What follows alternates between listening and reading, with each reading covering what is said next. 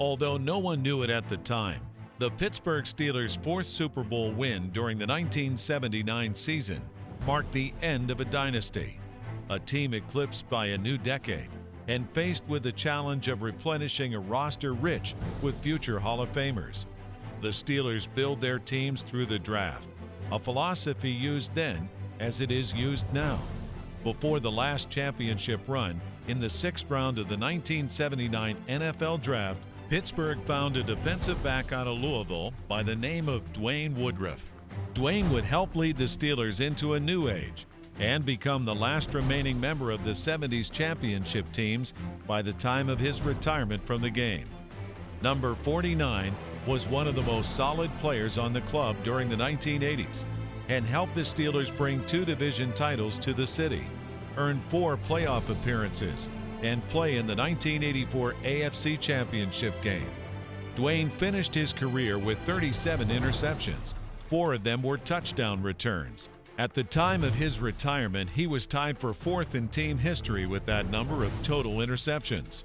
Coach Chuck Noll would always tell his players that football is a part-time profession and that it gets you ready for your life's work. This was an idea Dwayne took literally.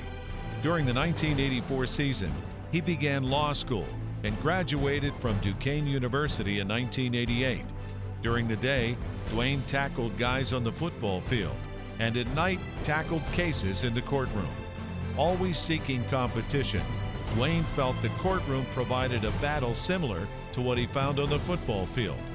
While he was still in law school, Mr. Rooney would call him the judge. Put him on the bench. Put him on the bench. You put him on the bench. You gotta put him on the bench. 15 years after retiring from the NFL, Dwayne Woodruff would finally become the judge, Dwayne Woodruff. I remember the first day I went to the election polls after I decided I was going to run. I took my family with me, and there was 5 of us. And I said, I know I'm going to get 5 votes.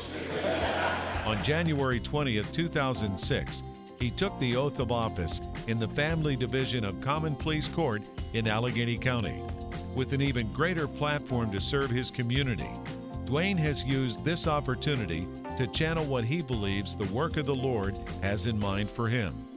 During National Adoption Day, Judge Woodruff opens up the courtroom doors to finalize adoptions of foster care children. He uses this wonderful occasion to invite his wife Joy to the proceedings, who fashioned Steelers-themed teddy bears for the newly united families. Dwayne and Joy have 3 children of their own, Jillian, Janice, and John, and take pride in placing foster care children with families. Never forgetting where he came from, the judge started a $2,000 scholarship every year at his high school in Ohio. Since 1982, he has received a thank you letter from a senior who has been the recipient of the scholarship. His college football jersey now hangs in Papa John's Cardinal Stadium, an athlete study at the Woodruff Academic Center, named in his honor in 2007. Together, Dwayne and Joy serve as chairpersons of the Do the Right Thing program in Pittsburgh, an initiative of the national campaign to stop violence. The program gives middle school students an opportunity to examine the impact of youth violence on their lives. From being an outstanding cornerback for the Pittsburgh Steelers to practicing law to residing as a judge, Dwayne Woodruff's life's work isn't done yet. He and his wife are now in the thralls of a campaign bid for a seat on the Pennsylvania Supreme Court. Armed with the motivation to serve his community, Judge Dwayne Woodruff has committed his life to helping others. Tonight, we honor that dedication.